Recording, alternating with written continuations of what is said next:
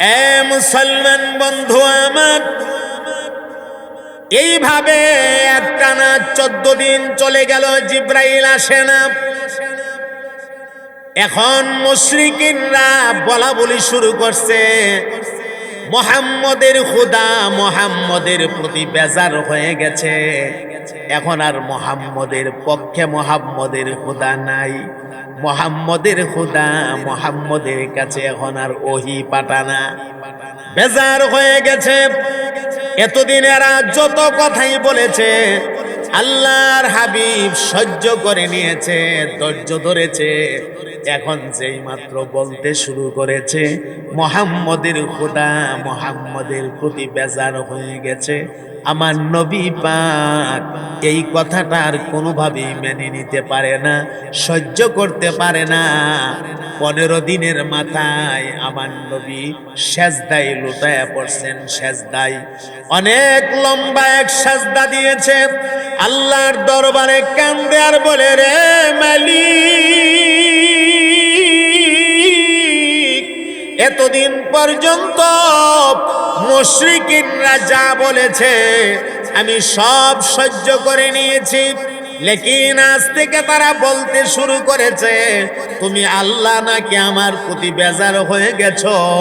আল্লাহ যদি তুমি বেজার হয়ে যাও, আমি কার কাছে যাব, কার কাছে আমার মনের দুঃখগুলি বলবো?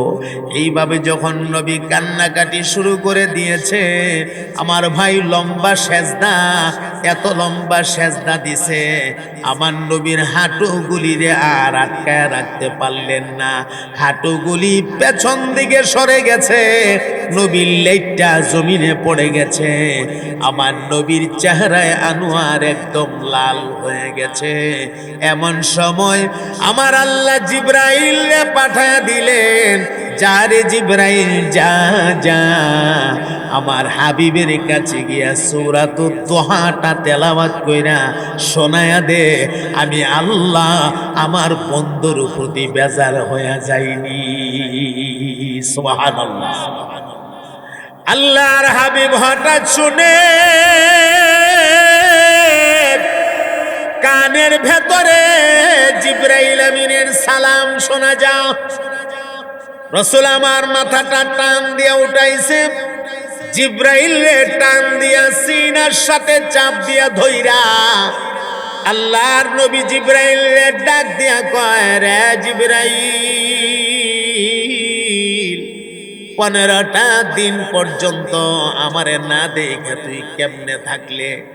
জিব্রাইল আমির কান্দে আর কো, নবী গো, এক মুহূর্ত সময় আপনারে না দেখে আমার ভালো লাগে না, কিন্তু আমি কি করব, আল্লাহ রাব্বুল আলামিনের তরফ থেকে অর্ডার নাই, আমিও আসতে পারি না।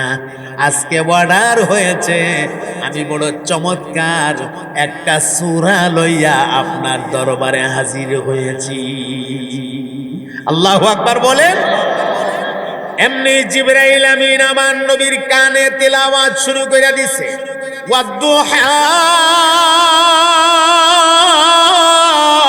ওয়াল্লাইলি ইযা সাজা মা ওয়াদ্দাআকা রাব্বুকা ওয়া মা ক্বালা ওয়ালাল আখিরাতু খায়রুল লাকা মিনাল উলা ওয়ালাসাউফা ইউতিকা রাব্বুকা ফাতারদা আলাম ইয়াজিদকা ইয়াতীমান ফাআওয়া ওয়া ওয়াজাদাকা দাল্লান ফাহাদা ওয়া ওয়াজাদাকা আইলান ফাআগনা ফাআম্মাল ইয়াতীমা ফালা তাকহার ওয়া আম্মাস সাইলা ফালা তানহার ওয়া আম্মা বিনি'মাতি রাব্বিকা ফাহাদ্দিস।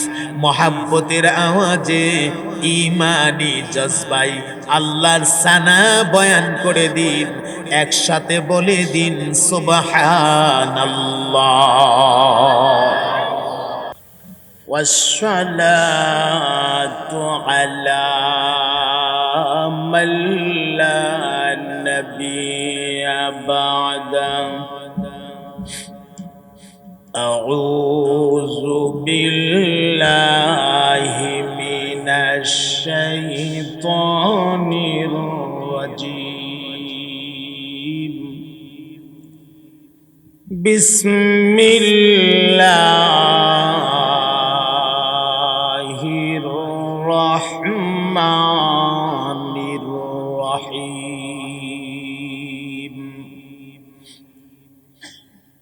والضحى والليل إذا سجى ما ودعك ربك وما قلى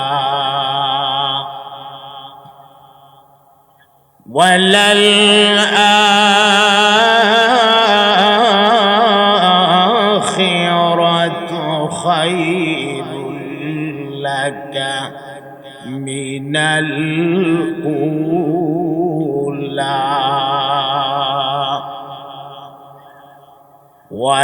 ولسوف يعطيك ربك فترضى.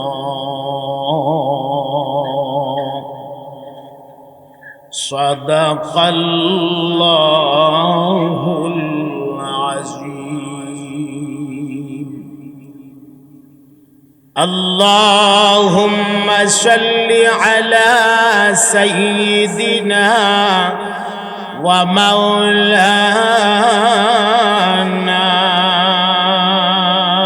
محمد وعلى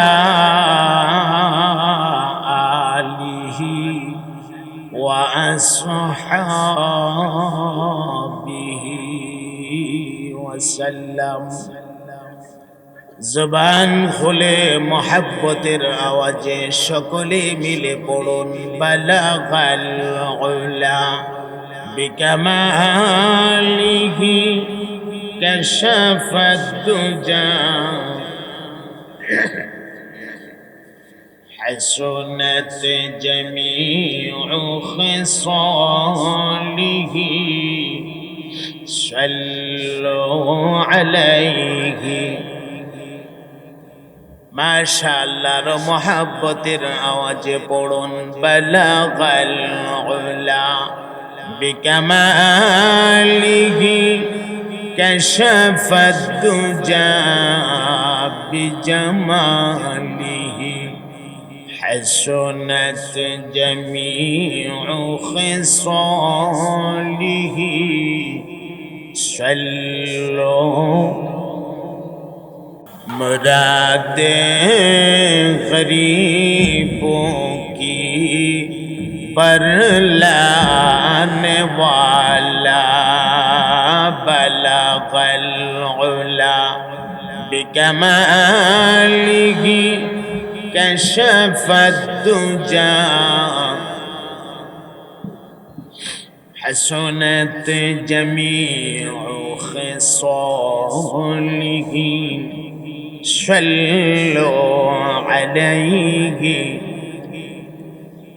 لا إله إلا الله.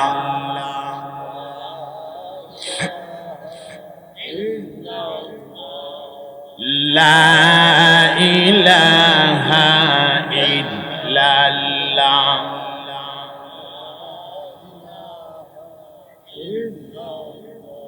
لا إله إلا الله محمد رسول الله. পড়ুন সাল্লাল্লাহু আলাইহি ওয়াসাল্লাম। দারুস সালাম তাহফিজুল কোরআন মাদ্রাসার হাফেজ ছাত্রদের পাগড়ি প্রদান ও সকল মুর্দেগানের রুহের মাগফিরাত কামনায় আজকের আজিম ও শান ইসলামী মহাসম্মেলনের ওয়াজিবুল ইহতেরাম জনাব সদর ইজলাস পীরে কামেল আল্লামা মুফতি মুবারকুল্লাহ সাহেব দামাত বারাকাতুহুম মঞ্চে উপস্থিত আছেন খান বাহাদুর আনসার মুক্তার জামে মসজিদের সম্মানিত সভাপতি জনাব সরওয়ার আলম সাহেব, উপস্থিত বিশিষ্ট মুরব্বিয়ানে ইজাম, সর্বস্তরের বারাদারানে ইসলাম, পর্দানিসীন মা ও বোনেরা, কালিমাতুশ শুকুর আদায় করছি মহান রব্বুল আলামিনের শাহী দরবারে, যিনি অত্যন্ত দয়া করে অত্যন্ত চমৎকার একটা ব্যবস্থাপনার মাধ্যমে আল্লাহর দ্বীনের কিছু কথা আমাদেরকে বলার এবং শোনার সুযোগটুকু করে দিয়েছেন। সে মহান মালিকের শাহী দরবারে আমরা শুকরিয়া পৌঁছাই, একসাথে জবান খুলে মুহাব্বতের আওয়াজে বলি আলহামদুলিল্লাহ। আমরা অত্যন্ত গুরুত্বপূর্ণ একটি সময়ে দ্বীনের কিছু কথা বলার এবং শোনার সুযোগ পেয়েছি। মাহে রমাদান আমাদের একেবারেই কাছাকাছি। আল্লাহ তাআলা রমাদান পর্যন্ত আমাদের হায়াত বাড়ায়া দেন, সবাই বলেন আমিন। রাত্র যেহেতু গভীর হয়ে গেছে, আমি কোনো ভূমিকা না দিয়ে সরাসরি আপনাদেরকে আমার মূল আলোচনায় নিয়ে যাব ইনশাআল্লাহ। পবিত্র কোরআনুল কারীমের অত্যন্ত সুপরিচিত একটি সূরা আপনাদের মাঝে আমি তিলাওয়াত করেছি। তিলাওয়াতকৃত সূরাটার নাম হচ্ছে সূরাতুদ দুহা। বলুন কি নাম? সূরাতুদ দুহা। পবিত্র কোরআনুল কারীমের আয়াত অথবা সূরাগুলোকে আল্লাহ তাআলা কোনো না কোনো কারণে নাজিল করছেন। কারণবিহীন একটি আয়াত অথবা একটি সূরাকেও আল্লাহ তাআলা নাজিল করেন নাই।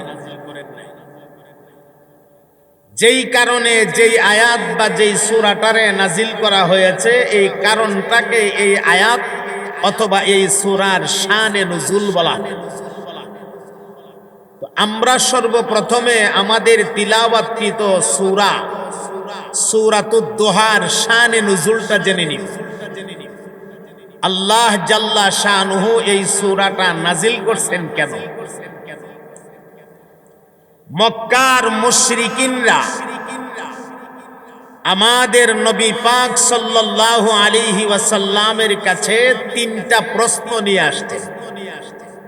খুব মনোযোগ দিবেন আপনারা। কয়টা প্রশ্ন?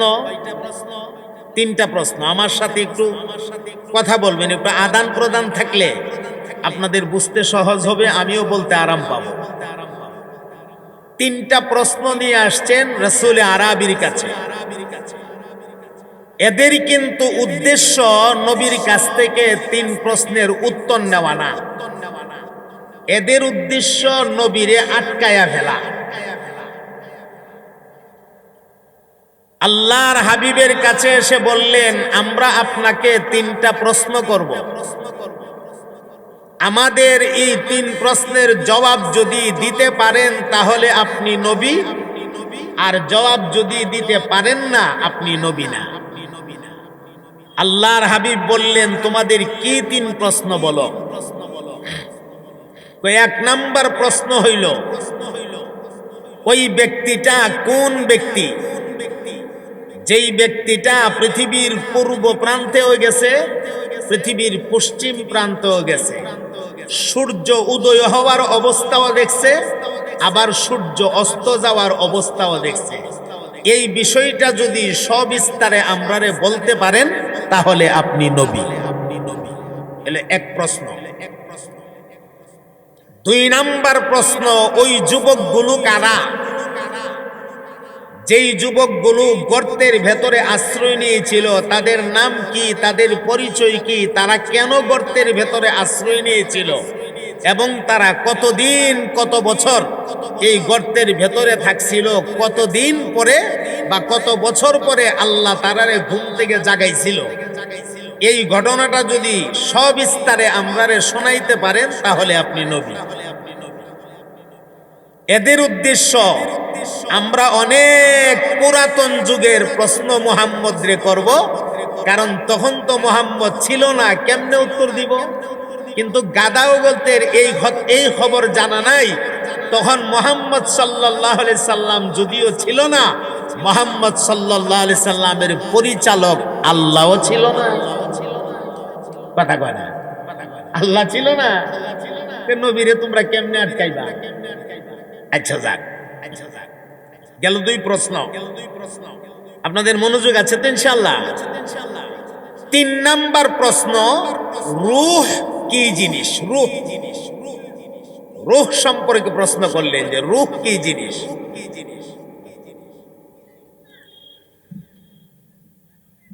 এইভাবে তাদের উদ্দেশ্য হলো রসুলকে আটকায়া ফেলা। এই জাতীয় অনেক কর্মকাণ্ড তাদের আছে। আমি যদি এগুলি বলি অনেক বলা যাবে। একদিনের ছোট্ট একটা কথা আপনাদেরকে শোনাই। একদিন আবু জাহাল আমরা নবীর কাছে আইছি। আবু জাহালের কাছে এরকম ছোট্ট একটা স্বর্ণের পুতুল ছিল, স্বর্ণের মূর্তি। এই মূর্তিটারে সে মাঝে মাঝে পূজা করত, অর্থাৎ ইডারে খুদা মনে করে পূজা করত। আর এই খুদারে সবসময় ফহড়ো তৈরি রাখত। কেমন জাতের খুদা? খুদারে ফহড়ো লইয়া ঘুরে। কথাটা বুঝেন নাই? খুদারে কইলিয়া ঘুরে, ফহড়ো লইয়া ঘুরে। আমরা আমাদের খুদারে পকেটে নিয়ে ঘুরি না, আমরা আমাদের খুদারে সিনার ভিতরে লইয়া ঘুরি। কথা কয় না? ঠিক কিনা? তো মুহতারাম হাজিরিন, এই স্বর্ণের পুতুলটা লইয়া নবীর কাছে আইসা পকেটের ভিতরে হাত দিছে। হাত দিয়া স্বর্ণের পুতুলটা মুঠ কইরা দইরা নবীর সামনে এইভাবে ধরছে। দইরা দিয়ে কো, মুহাম্মদ সাল্লাল্লাহু আলাইহি সাল্লাম। এত আর সাল্লাল্লাহু আলাইহি সাল্লাম কইতো না, আমরা তো বলতে হবে। রাসূলের উপরে একবার দুরূদ শরীফ পড়লে আল্লাহ তাআলা 10টা রহমত নাজিল করে। জোরে বলেন সুবহানাল্লাহ। আচ্ছা, এমনে ধরছে। দইরা দিয়ে কো, মুহাম্মদ বলো তো আমার মুষ্টির ভিতরে কি আছে? যদি বলতে পারো তাইলে তুমি নবী, আর না হয় তুমি নবী না। আর যদি বলতে পারো তাইলে আজকে কালিমা ফেরালাম, যাও কালিমা ফেরে লেব। আসলে তো হ্যাঁ কালিমা পড়তো না, বাটপা। বলছেন কি আছে? আচ্ছা, এটা একটা পাগলামি না? আমি যদি পকেটে হাত দিয়া হাতটা সামনে ধরে কই, বলেন তো আমার মুষ্টির ভিতরে কি আছে? এটা বলা সম্ভব? এ ধরে ক, বলছেন কি আছে? আমার নবী ওনার শাহাদত আঙ্গুলটারে রেডি করছে। রেডি কই না আবু জাহালের মুষ্টির দিকে এইভাবে ইশারা দিছে। আমার নবী পাকের আঙ্গুলের ইশারা এটা সাধারণ ইশারা না। যেই নবীর আঙ্গুলের ইশারাই লক্ষ লক্ষ মাইল দূরের চন্দ্রকে আমার আল্লাহ দ্বিখণ্ডিত করে দিয়েছে। কথা বলেন ঠিক কিনা? তো রাসূল আঙ্গুল দিয়ে এমনি ইশারা দিছে। ইমামুল মুরসালিন রাহমাতুল লিল আলামিন শাহাদত আঙ্গুল দিয়া ইশারা কইরা ডাক দিয়া কয়, আবু জাহালের মুষ্টির ভেতরে আল্লাহর যে কোনো মাখলুক তুমি থাকো না কেন, তুমি কালিমা পড়ো, জলদি জলদি তুমি কালিমা পড়ো। আমার নবী যেই মাত্র বলছে কালিমা পড়ো, এমনি আবু জাহালের মুষ্টির ভেতর থেকে কালিমার আওয়াজ বের হয়ে গেছে। আশ্চর্য কথা হইল, মুষ্টির ভিতরে আছে কি? মূর্তি, মানে আবু জাহালের খুদাটা যারে খুদা মানে অনেহের খুদায় কালমা পড়ে মাথাটা জাগাত আছে এইটা দিয়া ফালাই দিয়া আরে বাপ রে বাপ মোহাম্মদ তুমি এত বড় জাদুঘর তুমি জাদু দিয়া আমার খুদাটারে পর্যন্ত তোমার বুলি বুলাই লইলা তুমি এত বড় জাদুঘর আগে কইছে কালমা পড়বো এখন নবীরে জাদুঘর ডাকে তাইলে হে বাটফার কথা কয় না আবু জাহেলের বাটফার বলে কষ্ট লাগে কোন ফার আরো জোরে কোন আরো জোরে জোরছে বলেন জোর হলো না এটা উঙ্গে উঙ্গে আওয়াজ করে মসজিদের ভিতরে ওয়াজ পাই হইছে মাঠের ওয়াজ আওয়াজ করতে হবে কথা বলতে হবে সজাগ থাকতে হবে আচ্ছা যাক তো যেই জিনিসটা বলছিলাম মুশরিকিনরা এইভাবে আমরা নবীরে আটকাবার জন্য বিভিন্ন সময় বিভিন্ন কায়দায় কথা বলি নাউজুবিল্লাহ বলবেন না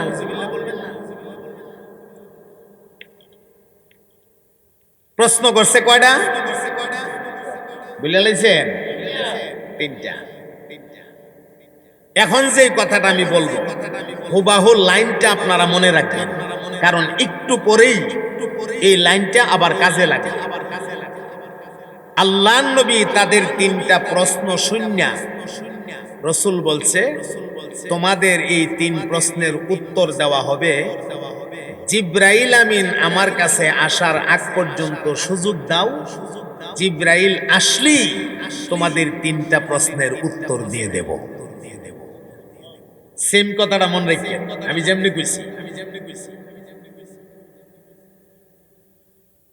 মোহাম্মদ হরগিজ না গুফতা তা না গুফতা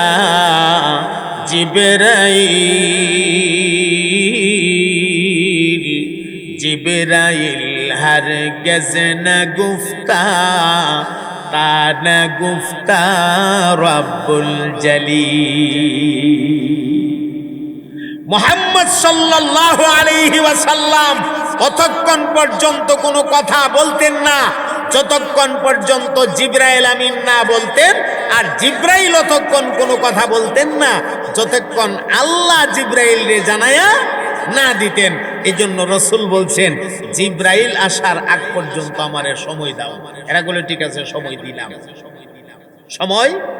দিলাম কোন রকম সন্ধ্যাটা হইছে এমনি এক মোহাম্মদ জিবরাইল কে আইছিন উত্তর কি পাইছো ও না জিবরাইল তো এখনো আইছে না প্রশ্নের উত্তর তো এখনো রেডি হইছে না আমারে আজকের রাত্রটা সময় দিও আচ্ছা ঠিক আছে আজকের রাত্রটা সময় দিলাম রাত্রটা কোন রকম বিদায় হইছে এমনি সকালবেলা এসে হাজির ওই জিবরাইল কে আইছিন উত্তর কি পাইছেন উত্তর কি দিবেন ও না জিবরাইল তো এখনো আইছে না একদিন গেল গা 2 দিন গেল গা 3 দিন গেল গা 4 দিন গেল গা 5 দিন গেল গা 6 দিন গেল গা 7 দিন 8 দিন 9 দিন 10 দিন জিবরাইল তো আয় না লাগছিনি ভেস এখন এরা হাতে তুরি দে আটকাইছি এতদিনে মুহাম্মদরে আটকাইছি মুহাম্মদ আর আমাদের প্রশ্নের উত্তর দিতে পারবে না এতদিনে মুহাম্মদরে আমরা আটকাই গেছি আর রাসূল খুব কষ্ট পাইতাছে এ মুসলমান বন্ধু আমার এইভাবে একটানা 14 দিন চলে গেল জিবরাইল আসে না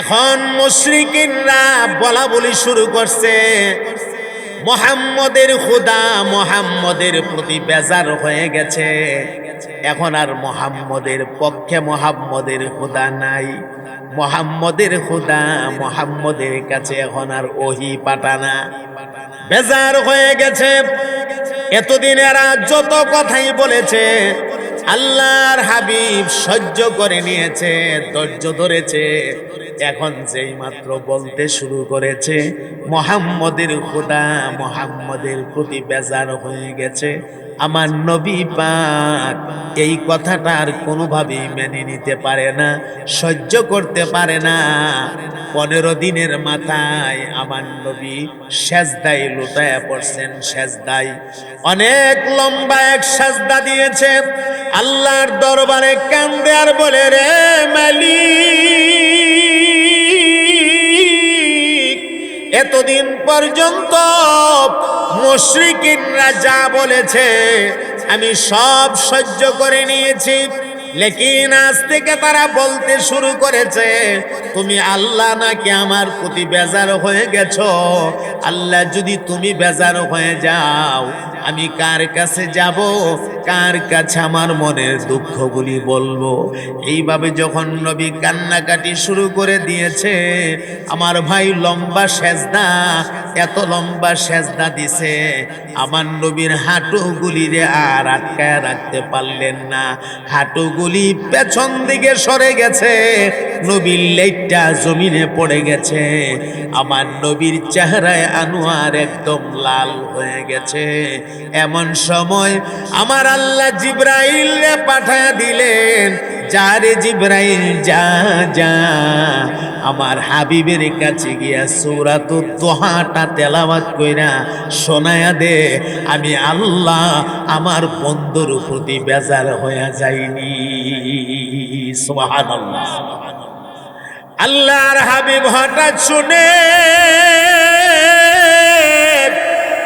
কানের ভেতরে জিবরাইল আমিনের সালাম শোনা যায়। রাসূল আমার মাথাটা টান দিয়া উঠাইছে, জিবরাইল রে টান দিয়া সিনার সাথে চাপ দিয়া ধইরা আল্লাহর নবী জিবরাইল রে ডাক দিয়া কয়, রে জিবরাইল, 15টা দিন পর্যন্ত আমারে না দেখে তুই কেমনে থাকলে? জিবরাইল আমির কান্দে আর কো, নবী গো, এক মুহূর্ত সময় আপনারে না দেখে আমার ভালো লাগে না, কিন্তু আমি কি করব? আল্লাহ রাব্বুল আলামিনের তরফ থেকে অর্ডার নাই, আমিও আসতে পারি না। আজকে অর্ডার হয়েছে, আমি বড় চমৎকার একটা সূরা লইয়া আপনার দরবারে হাজির হয়েছি। আল্লাহু আকবার বলেন। এমনি জিবরাইল আমিন আমার নবীর কানে তেলাওয়াত শুরু করে দিছে, ওয়াদ্দুহা والليل إذا سجى ما ودعك ربك وما قلى وللآخرة خير لك من الأولى ولسوف يعطيك ربك فترضى ألم يجدك يتيما فآوى ووجدك ضالا فهدى ووجدك عائلا فأغنى فأما اليتيم فلا تقهر وأما السائل فلا تنهر وأما بنعمة ربك فحدث। محبতের আওয়াজে ঈমানি জজবাই আল্লাহর সানা বয়ান করে দিন, একসাথে বলে দিন সুবহানাল্লাহ। আল্লাহ ডাক মারলেন, ওয়াদ্দুহা, দুহার কসম। দুহা বলা হয় পূর্ব আকাশে যখন সূর্যটা পরিপূর্ণ আলো দিয়ে উঠে, উজ্জ্বল আলো দিয়ে যখন উঠে, এই টাইমটারে বলা হয় দুহা, অর্থাৎ চাষতের টাইম। আল্লাহ ডাক দিয়া কোন নবী গো, চাষতের টাইমের কসম, ওয়াল্লাইলি ইযা সাজা, অন্ধকারাচ্ছন্ন রজনীর কসম, মা ওয়াদ্দাআকা রাব্বুকা ওয়া মা ক্বালা। জোরে জোরে বলে দিন না সুবহানাল্লাহ।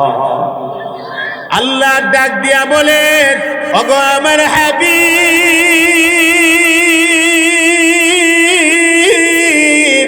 আবু জাহাল, আবু লাহাব, উতবা, শাইবা, ওয়ালিদ ইবনে মুগিরার কথায় আপনি মনে কোনো কষ্ট নিবেন না। মা ওয়াদ্দাকা রাব্বুকা ওয়া মা ক্বালা, আমি আপনার রব আপনার প্রতি অসন্তুষ্ট হয়ে যাইনি। সুবহানাল্লাহ। আমি রাজি ছিলাম, আমি রাজি আছি, আমি রাজি থাকবো, আমি অরাজি বা অসন্তুষ্ট আপনার উপরে হয়ে যাইনি।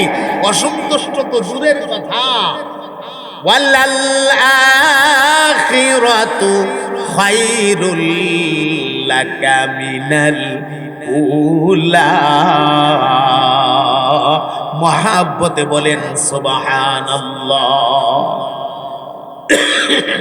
আমি তো অসন্তুষ্ট দূরের কথা, বরং আখিরাতে পরকালে আপনাকে যেই নিয়ামত দেওয়া হবে এই নিয়ামতটা দুনিয়ার তুলনায় হাজার গুণ, লক্ষ গুণ, কোটি গুণ বেশি উত্তম হবে। সুবহানাল্লাহ বলতে ইচ্ছে করে না? সাথে সাথে আল্লাহ নবীরে কয় ওয়ালা সাউফা ইউতিকা রাব্বুকা ফাতারদা, অতি শীঘ্রই আন করিব আপনাকে এমন নিয়ামত দেওয়া হবে, নিয়ামত পাইয়া আপনি আমি আল্লাহর প্রতি রাজি হয়ে যাবেন। এটা হলো দুনিয়ার নিয়ামত। সুবহানাল্লাহ। এই কথাটি শুনিয়া নবী জিবরাইল কয়, আচ্ছা বুঝলাম, আমি কষ্ট পাইছি, 15 দিন পর্যন্ত ওহী আসে না, আমি কষ্ট পাইছি, আমার আল্লাহ আমারে সান্ত্বনা দিতেছে, কিন্তু 15 দিন আল্লাহ ওহী পাঠাইলো না কেন? কেন এই বিষয়ে তোমার কি কোনো কিছু জানা আছে? আল্লাহ কি এই বিষয়ে তোমার কিছু বলছে? হ্যাঁ, অবশ্যই বলছে। ওয়ালা তাকুলান্না লিশাইইন ইন্নী ফাইলুন যালিকা গাদা ইল্লা আইয়াশা আল্লাহ। জিবরাইল আমিন ডাক দিয়া বললেন, ওগো নবী, আপনি ভবিষ্যতের কোনো কথা বা কাজের যখন ইরাদা ব্যক্ত করবেন তখন আপনি ইনশাআল্লাহ বলবেন। সুবহানাল্লাহ কোন? আপনি তখন কি বলবেন? ইনশাআল্লাহ। আপনি স্মরণ করে দেখেন, আজ থেকে 15 দিন আগে মুশরিকিনরা যখন আপনাকে 3টা প্রশ্ন করেছিল, আপনি বলেছিলেন জিবরাইল আসার আগ পর্যন্ত আমারে সময় দাও, এরপরে আমি তোমারে উত্তর দিয়া দেব। নবী গো, সেদিন আপনি ইনশাআল্লাহ বলেন নাই, আর ইনশাআল্লাহ না বলার কারণে আল্লাহ রাব্বুল আলামিন 15টা দিন পর্যন্ত ওহী বন্ধ রাখছে। তবে হ্যাঁ, ওহী বন্ধ রাখা আল্লাহ আপনি নবীরে পানিশমেন্ট দিয়েছে এমন না, আপনাকে আল্লাহ পানিশমেন্ট দিয়েছে বা বিচার করেছে এমন না, বরং 15 দিন ওহী বন্ধ রাখা আল্লাহ আপনার উম্মতের কাছে ইনশাআল্লাহর গুরুত্ব বাড়ায়া দিছে। আপনার উম্মত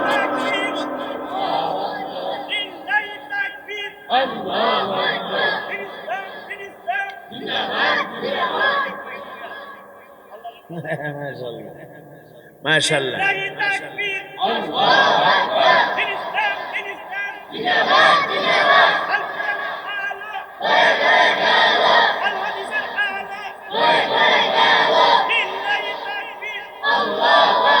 মাশাআল্লাহ। এই হলো মর্দে মুজাহিদ। তাকবীর যখন হয় আপনারা আওয়াজ দিবেন, তাকবীরের ধ্বনিতে ইসলাম জিন্দা হইছে। কথা বলেন ঠিক কিনা? তাকবীর বড় দামি এক জিনিস। আচ্ছা, এখন আল্লাহ নবীরে জানায়া দিলেন আপনাকে পানিশমেন্ট দেওয়া হয়নি, বরং ইনশাআল্লাহর গুরুত্ব বুঝাবার জন্য আমি আল্লাহ 15 দিন ওহী বন্ধ রাখছি। সুবহানাল্লাহ। তাহলে ইনশাআল্লাহ বলা দরকার আছে না নাই? দৃষ্টান্ত স্বরূপ আমি আগামীকালকে ঢাকা যাব। বলেন বলেন বলেন। আমি আগামীকাল থেকে বাড়ির কাজ শুরু করব। আমি আগামীকাল আমার দোকান উদ্বোধন করব। মাশাআল্লাহ। এই ইনশাআল্লাহটা বললে এই কাজটা সম্পন্ন করার দায়িত্ব আল্লাহ তাআলা নিজে ওনার কুদরতি হাতে নিয়ে যান। এক বুড়া চাচার একটা গল্প আপনাদেরকে শোনাই। বুড়া চাষা গরুর বাজারে ফোন দিছে, গরু আনবো। রাস্তার মধ্যে ইমাম সাহেবের সঙ্গে সাক্ষাৎ। এত বড় বোতল, গ্লাসের ব্যবস্থা করলেন রোড়াল কিন্তু দুইটা খাও না কথা যে ওজন লাগে। আচ্ছা যাক, গরুর বাজারে যান। জওয়ান মানুষ যারা, তোমরা আজকে টিপ মেরে বয়া থাকবা, তোমরা লাগে একটা প্যাকেট করা ওয়াজ আছে, সারপ্রাইজ। এটা পরে দিব এখন, হ্যাঁ ইনশাআল্লাহ। তো এখন গরুর বাজারে যা, ইমাম সাহেবের সঙ্গে সাক্ষাৎ। ইমাম সাহেব জিজ্ঞাসা, চাচা কই যান? বাজারে যাই, গরু আনতে যাই। তো ইমাম সাহেব কয়, চাচা ইনশাল্লাহটা কোন? ইনশাল্লাহটা একটু বলেন না। চাচা কয়, পকেটে টাকা আছে, বাজারে গরু আছে, মাঝখানটা ইনশাল্লাহর কি দরকার আছে? বুঝেন নাই? চাচার ভরসা টাকার উপরে, পকেটে টাকা আছে, বাজারে গরু আছে, মাঝখানে ইনশাল্লাহর কি দরকার আছে? ও দরকার নাই, আচ্ছা ঠিক আছে যান। তো চাচা বাজারও গেছে, গিয়া গরু একটা পছন্দ করছে, মাশাআল্লাহ চমৎকার গরু। একবার লেজও ধরে লারা মারে, একবার সিংহ ধরে লারা মারে, গরু খুব পছন্দ হয়েছে। আর ওই যে পকেট কাটটা যে টাকা লইয়া জায়গা, পকেট কাটুন্যা নজর ঘুরে গেছে গা চাচার পকেটও, পকেটটা উঁচা হয়েছে, বার হয়েছে। কাটুন্যা করছে কি, শুধু টাকা লাইন নিছে না, সুন্দর কইরা আপনার একেবারে পকেটটা সহ কাটটা লই গেছে। আর চাচা তো গরু দেখা লইয়া ব্যস্ত, চাচা তো গরু দেখতেছে, এখন ব্যস্ত। এমত অবস্থায় দাম দর সব কমপ্লিট হয়ে গেছে গা, টাকা দিব, পকেটে হাত দিছে। হাত দেওয়ার পরে এখন হাত এমদা জায়গা, হাত জায়গা এমনে হাত জায়গা কেটে টেহা তো নাই, নেই পকড়ও নাই, এমনি চাই ইনশাল্লাহ টেহা নিছে। এখন ইনশাল্লাহ কইতাছে, ইনশাল্লাহ টেহা নিছে গা। এখন মনটা খুব ভালো না, মনটা খারাপ, মন সাংঘাতিক খারাপ। এই খারাপ মন লইয়া বেচারা এখন বাড়ির দিকে ভোট দিছে। ফের রাস্তার ইমাম সাহেবের সাথে দেখা। ইমাম সাহেব ডাক দিয়া কয়, চাচা গরু কই? কয় ইনশাল্লাহ বাজারও গেছি, ইনশাল্লাহ গরু চয়েস করছি, ইনশাল্লাহ টাকা পয়সা লেনদেন করব, ইনশাল্লাহ পকেটে হাত দিছি, ইনশাল্লাহ টাকা চুরি লয়ে গেছে। ইনশাল্লাহ কি করব? আর বাড়ির দিকে ভোট দিছি, ইনশাল্লাহ বাড়ির যাইতেছি গা, ইনশাল্লাহ দোয়া করি। এখন কথায় কথায় কথায় কথায় ইনশাল্লাহ। এখন আর ইনশাল্লাহ কইলে কি কাম হইব? সময় মতো কইলা না। এই জন্য সময় হারায়া তওবা করলে তওবাও কবুল হয় না।